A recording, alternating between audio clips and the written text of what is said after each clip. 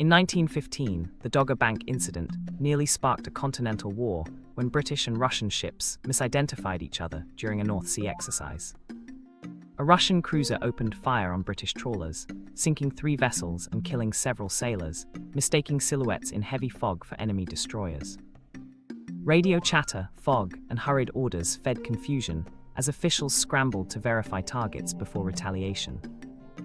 After a tense night, verification arrived through messages from survivors and neutral observers, triggering apologies and a pledge to refine signaling protocols.